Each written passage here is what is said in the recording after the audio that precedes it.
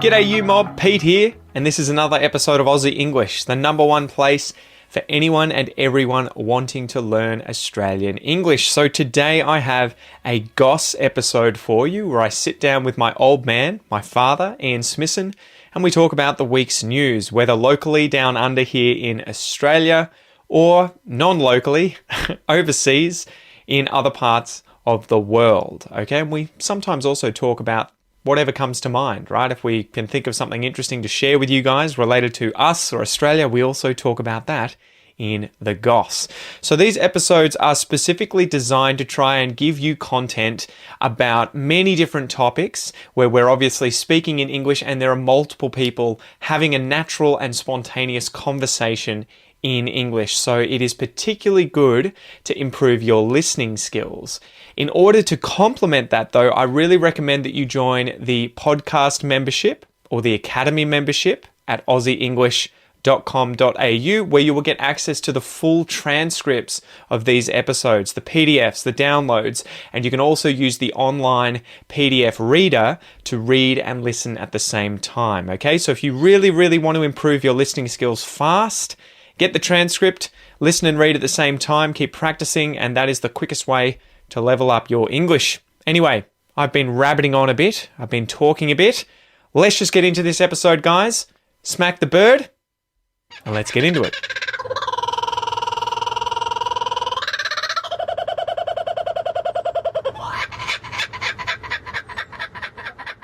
All right, here we are, back on the couch. Back on the couch, yeah. You can't use that. It's already the title's already being used for a football show. Is it on the couch? Yeah. So we are doing some more Goss episodes. Can open. What do you want to do first, Dad? Is there a topic you want to talk about? It doesn't have to be a news story. It's sort of semi-news now. Old news, but the Matildas. Yeah, we can talk about the Matildas. Yeah. Sucked everyone in, huh? Sucked everyone. Well, certainly in Australia. Oh, it was amazing. It was, yeah. For those who are completely unaware of women's football, we would call it soccer in Australia, because we have so many football codes. Every time anyone says that, my wife Kel is like, it's football. It's football. And I'm like, yeah, but it's just too confusing. No one knows what you're talking about if you say football. Yes. And it's the same, I imagine, in the US. Yeah. So that's why they, use soccer, and they have their football is gridiron, right? Yeah, exactly. But if you are in the UK, I'm not sure. Do they just say football? They say football. They would never say soccer? No. Yeah, but they don't have any other option. Well, they got rugby, right? They got rugby union, rugby league. Yeah. Yeah. It is weird. You look up footy, slang term, Australia, and it's like Australian rules, football, rugby union and league and soccer. And you're just like, yeah, although it tends not to get used for soccer so much. But But yes, for those of you who are being completely oblivious to the Women's World Cup, the Australian team, nicknamed the Matildas, have exceeded all expectations, not just in performance, but in coverage and popularity during the tournament. They broke all-time TV records, biggest crowds ever for a Women's World Cup.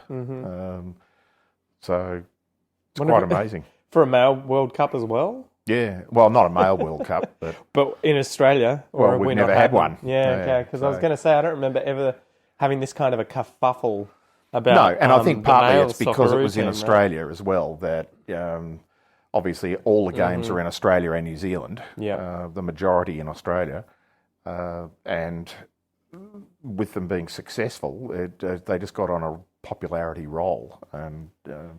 The media was just filled with it. The obsession for a 3 or 4 week period was outrageous. What do you think? What do you think changed? Just the fact that it was here locally? Do you think if they had been playing overseas in, say, Qatar or Colombia or something, it would just be nowhere near as sort of interesting for the Australian population? I think it would have been. Yeah, there still would have been good coverage of it, and there would have been a lot of people interested. But being in Australia, I think, just made a difference because the Australian press were all over it. Yeah. Whereas.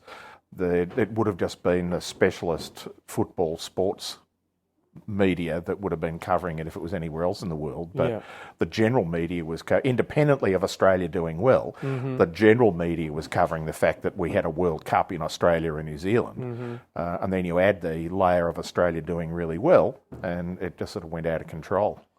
Why do you think we just have never gotten into soccer anywhere near as much as our other sports, at least at a national level. Because the ironic thing is, like, I need to obviously preface it with, soccer's the most played club sport in Australia, as far as I'm aware. As a junior It has sport the as well. highest number of participating Yes. kids. Soccer and basketball are the two most. Yeah, and yet they just don't seem anywhere near as popular when you turn the TV on. No, I think there are so many alternatives. We have 4 national football leagues of different codes of football. We've got basketball, we've got cricket, we've got a whole lot of sports that are played. I guess there's hockey as well. And There's hockey, athletics. All that there's all sorts of swimming, sports that people just get interested in. Yeah. And I just think it's one of those things where soccer was played in Australia for decades, for more than a century. It's been played in Australia. Australia has done reasonably well in the men's soccer, above what you would expect them to do. And then the women have just gone mad this time. They've always been good, top 20 teams in the world. Yeah. But now they're in the top 10, and then having done so well, reaching the last 4 in this World Cup, they've played above what you would expect them to do. Why do you think that is? Because I found that really interesting when I was doing jiu-jitsu, that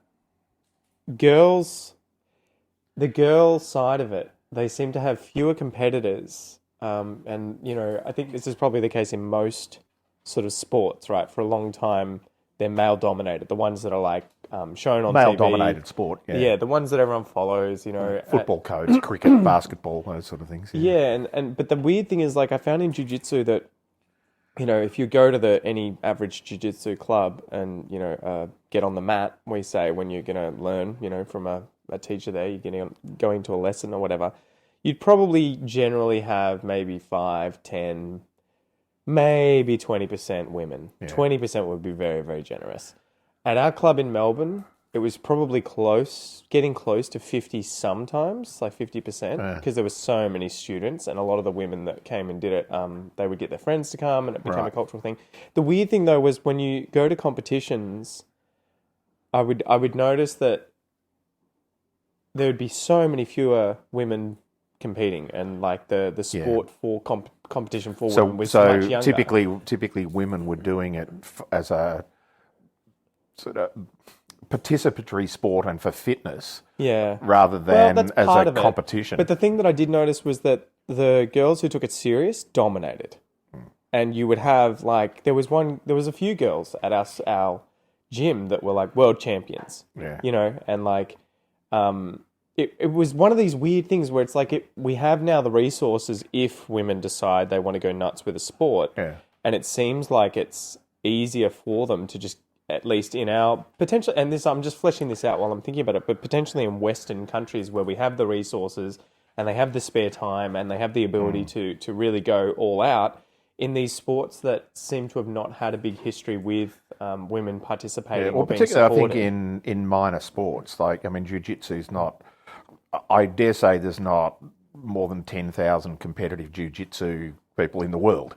No, at a high level. There's loads, But now it's getting bigger. At a world level, rather than at local. So it's not something that has had a long history of participation. No, it's exploded. So in the last 10 years, if you get into it, and it's like you when you were fencing when you're at school. Fencing is a very minor sport, so if you're sort of half good at it, you can dominate it very quickly. So I suppose there's that. But we're getting back to the reason I bring that up is that I wonder sorry to interrupt you, I wonder say, why Australia does so well at sports and punches above its weight, especially now we see that with the women's sports, I think. Like, I think they were showing the numbers or the interest that the Socceroos had only in, 10 years ago or whatever. It was a fraction of what it is today, and they were obviously nowhere near as good as they are today. The Socceroos is the men's team. Sorry, the Matildas. The Matildas, the women's team. Well, they're both basically the same. So. But I reckon, is there something about them coming from a Western country where when they've suddenly gotten a lot of support and, money thrown behind them, that's how we have been able to do a lot better proportionately with the female side of soccer. Because the male team, it seems to just not do very well at all, Yeah, right? well, they've done reasonably well. They make the World Cup. Certainly they made the last 6 or 7 World Cups. So on that basis, for the last 30 years, they've been yeah, but if world you were to see class, them come up against France or Britain, yes, they're or, not or gonna- even Colombia, they're not you a would see top them 10. get They're not top absolutely 10. I crushed. think the highest Yeah. they've been ranked in the last 20 years is about 20th. Yeah. But look, it's a bit different with the men and the women. But I think for soccer, it's funny. Like there's a very high participation sport at club level and at junior level, but at the elite level, almost all of our very good players as juniors end up going to Europe. Yeah. And so we lose that local interest at the state and national gotcha. level. Yeah. Now, the national competition, we have the A League, the Australian League for soccer, and then there's a women's equivalent as well. They're doing reasonably well now because a lot of players are coming back from Europe when they've finished their career to play, not just Australians, but other people from other countries. So there is that sort of quality of player that is coming back to play in that. But for decades, we've always just lost those players. So I think that level of interest and staying in the sport when you're young, you didn't have anybody to look up to. Yeah. Because the way you looked up to people was you'd watch the English Premier League, or you'd watch the Italian League or the German League or the Spanish League on TV to watch the best players in the world. Whereas if you're looking at, say, cricket, rugby league, AFL football, we've got, arguably some of the best players. Well, certainly AFL, obviously, we've got all the best players Because in the no world. one else plays it. Rugby league, we're the best rugby league team in the world most of the time. Occasionally we'll get beaten by England and very occasionally by New Zealand. Rugby union, we haven't been very good in a world stage for the last 20 years, but we're still in the top 4 or 5 teams. Yeah. And so there's if you're a junior and you're coming up, you can go down to your local park on a Saturday afternoon during the season and watch a national level players playing. In soccer, that hasn't been the case So that up until the inspiration last is also there couple of for decades. younger kids. Yeah. But I think that was the same with jiu-jitsu, where it's probably way worse than soccer with trying to make an income from being a professional Brazilian jiu-jitsu fighter. But everyone would just go to the US because that's where all the competitions are. Yeah. Yeah. I mean, the good thing is that when you compete, it's just that you're an individual, so you are your country, right? You can be Australian, Colombia, wherever you're from, really. You don't have to go, it doesn't have to be a national competition for you to be representing your country. Yeah. But yeah, it was definitely one of those things where I think for a long time, at least in Australia, you would have all of these freak competitors, but they would just not be here. So, it would be a big thing for them to come and tour the place, So and you get I think lessons the other side of that now, though, the extension of that now, in terms of our the quality of our national teams in men's and women's soccer, is that is increased. And obviously in the Matildas, the women's case, it's increased rapidly over the last 10 years. But they've reached a sort of watershed number of players now who are playing in European competitions. Almost all of the men and women who play for Australia in soccer are playing for European teams. Yeah. There's a couple that are still just playing in Australia. But there's now the number of them where they can, like, for instance, the Australian team, the Australian women's team trains in Europe because most of them are there. So their lead up to their World Cup was mostly done in Europe, and then they came back to Australia just before the World Cup started, when in the off season for the Europeans, and did a couple of lead up games and then played in the tournament, But when you get to that point where you've got a number of players playing at that level, then you suddenly get this increase.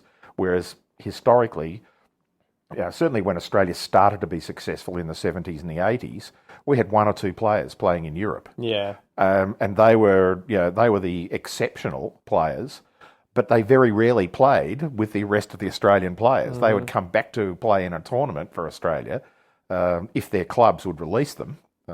But obviously in a World Cup, the World Cup is scheduled so that nothing is clashing with it. But it's one of those sort of weird ones where I think once you reach that sort of level, then you get the interest of players playing, and it just sort of continues to spiral upwards. So do you think the cat's out of the bag? Pandora's box is open with soccer interest in Australia now that we've had this, or is it going to be a flash in a pan? Is it going to be? I don't think it'll be a flash in a pan. I think it'll just be sort of incremental. I don't think it's going to explode. Yeah. Because there are still so many alternatives. Yeah. Just keeping the conversation to the women as an example, there will be a lot more girls now who will go off and try soccer because they've been sitting watching this on TV for a month. Not just watching Australia do well, but watching a lot of soccer on TV. Whereas previously they wouldn't have watched women's soccer at all. It'd be very difficult to find high-class women's soccer on television in Australia. Yeah. And they might watch the men, but you don't get the same motivation, I don't think, if you're a little girl watching men play a sport. It must be interesting. I'm trying to think of what the equivalent would be for boys growing up. It would probably be boys watching, say, female gymnasts and trying to derive motivation from that when it's just like, well... It's a different sport. Yeah, you're never going to be small enough No. To be able to do those things. Exactly. And so it's kind of like, well... you can watch it and enjoy it, but you're not really going to be like, well, now I'm motivated to go and compete. I remember being at high school and doing soccer as my winter sport. And I think when I was there, they started the female soccer team sort of up. Like, I think that was when I was there, I can't remember what year it was. I definitely remember there being girl teams at senior school. So when I was 14, 15, it's at least. And I think that was just implemented at that time. Yeah. But Well, part of that, part of that really is not have... a matter of interest, that it's a matter of you need a number of other schools that are going to have teams in order to play against them. Yeah, well, that was it. I think they had an your school incentive could have to said, do it. hey, we've got a women's, girls soccer team. There's nobody for you to play. Bad luck. Well, and they had that sort of thing happen where there was probably only one team's worth of girls. Yeah. And they wouldn't have had a game every single weekend like we did. Yeah. But on the other hand, they were kind of seen as this special... thing, because everyone was like, we need to foster this, get it growing. And Of course. Yeah, it was interesting. So, Yeah, but I think there's still a lot of alternatives for girls now that, because at the same time that soccer has taken off with regard to girls and women in Australia, the AFLW, the women's AFL competition, has started up about 7 or 8 years ago. The NRL, the National Rugby League, that has a women's tournament that's very good as well. And there's probably more money, more likelihood of earning a reasonable income. Most professional women footballers, regardless of whichever league or competition that sort of they're playing in, are not earning a full wage. Yeah. But you can earn a bit of money playing AFLW or NRLW much more easily than leaving the country and going to Europe and struggling to get in a team, because I doubt whether the Australian women's soccer players in Australia are earning enough money to make a living. They're effectively amateurs that are making a bit of money. I'd have to investigate to see what they're being paid. But well, and they're probably getting a lot from sponsorships. I think we saw that during and post the World Cup. It's like, oh my God, they're endorsing everything. The banks and sports equipment, all that sort of stuff. You're just like, oh wow, milk it while you can. Well, of course you do. Of course you do. And that's realistically, that's where some of the athletes and swimmers, for example, the swimming, there's almost no money in swimming. There's no prize money for swimming, but if you're famous enough, you get pretty big endorsements. So yeah, pretty much, right? But yeah, anything else you want to cover with the Matildas? No, I just hope that the interest continues, and the sad thing will be is if this generation, because there are some senior players who are still playing well, senior in experience, women in their 30s, if they say now look at it and go, well, I'm not going to play for another 4 years to make the next World Cup, if they drop out and then we don't have enough young players coming through, although we had 3 or 4 of our best players in this tournament were 19, 20, 21. So it was crazy, right? Fowler, and you're just like, she's 20. Mary Fowler. Like, Jesus Christ. And she gets so good, Cooney so quick. Cross. Yeah. Courtney Vine, who scored the winning penalty in the famous that penalty French shootout game, against France. My God, that was a nail biter. They're kids who'll be playing for another 10 years for Australia. So, the only other thing I suppose that'd be worth mentioning is the fact that we had probably the most famous player in the world not playing for most of the tournament. To avoid her getting injured. Well, she was injured to start with, and then when she sort of came back, they sort of just kept her on as a substitute for a couple of games. But we should have a whinge about the problem with soccer. As you were bringing the up problems. There are two. Yeah, you can cover it. Well, there's diving, and everybody knows about that. Diving as in, if you look like you have been fouled, you hit the ground writhing and screaming and carrying on. Firstly, to get attention and hopefully get an advantage by it, which is just cheating. Secondly, it's time wasting. Yeah. And time wasting in two senses. One is that because now in professional soccer there is a separate timekeeper, it's not the referee who is keeping time. So you don't get an advantage in a sense of wasting time, but you get an advantage in the sense of allowing your own team members to have a rest and get set up and so on. And the other one is the deliberate time wasting, the kicking the ball away, the kicking the ball away, or picking the ball up, or standing. If a team gets a free kick from a foul, the rules say that the opposition can't be closer than 10 yards, 9 and a bit metres away. So the number of times though that a player will just stand directly in front of them, so that they can't take the free kick quickly. Now that can be stopped immediately. Just as soon as the referee sees that, just give them a yellow card for time wasting. 2 yellow cards and you're off, and you can't play in the next game. The annoying thing is, you wonder how much they let them get away with it. You wonder how much the game intentionally allows that stuff because it riles up the fans, and you're always like villainising the other team for doing that sort of stuff, and you're glad your team does it because the diving stuff. The fact that people pretend to get injured to try and get an advantage. It seems like that was one of the things that always really pissed me off about soccer was kind of like the lack of honour. You don't play fairly. And it seemed, even in the World Cup, you could see times when Australia was playing, I think it was England, and they were intentionally tackling the crap out of Sam Kerr, fouling her. And you're just like, you guys are just trying to... Who was the player we were talking about? Yeah, you're just trying to best forward in the world. And that's clearly a strategy that you've gone in where I would imagine, again, I don't know, but I would imagine the coaches said, look, we can afford to get a few yellow cards if you guys chase down their best player, Sam Kerr. And not necessarily trying to deliberately injure her, but just put her off her game.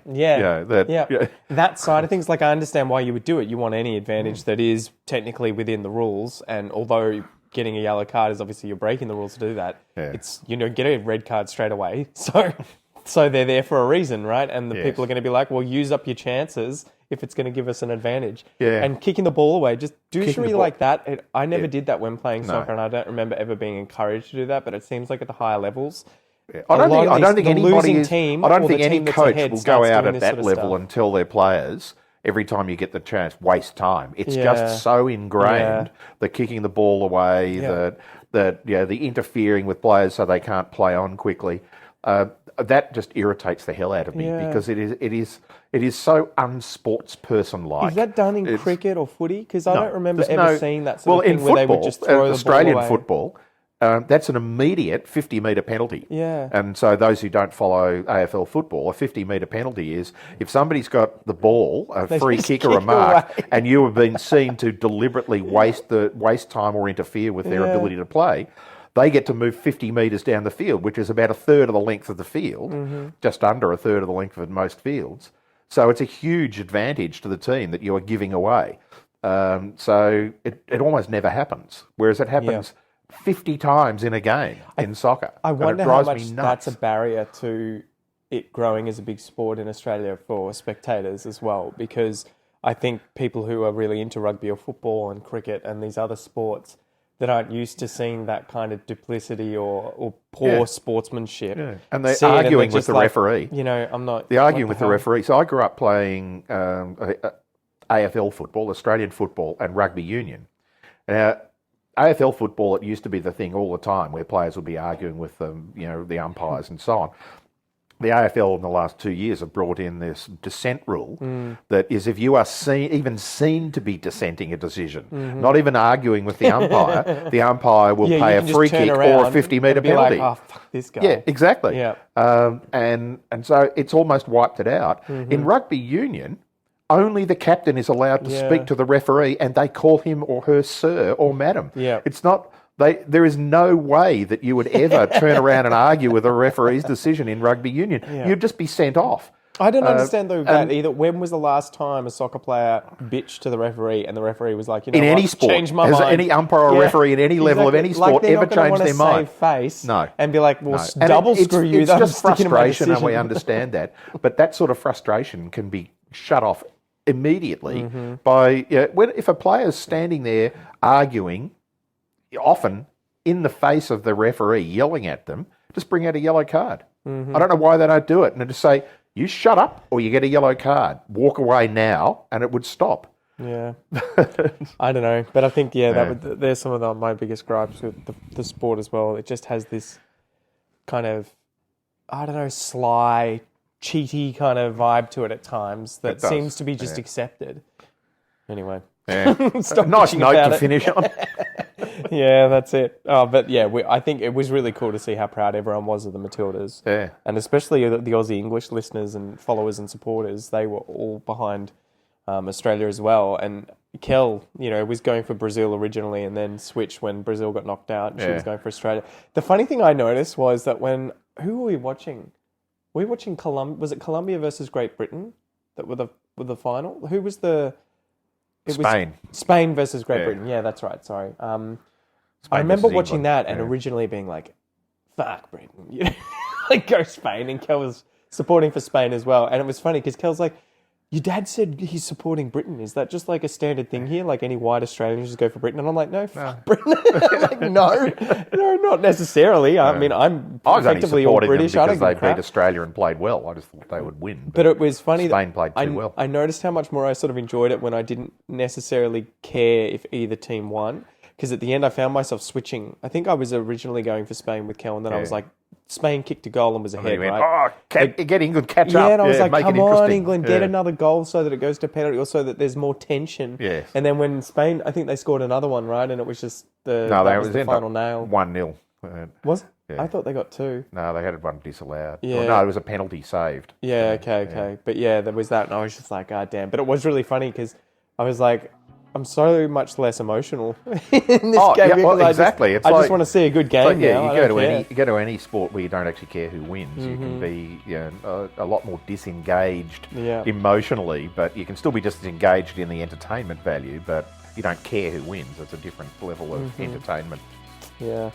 Anyway, hopefully you guys enjoyed the game, and we'll leave it there, I guess. Go Tillies. See ya.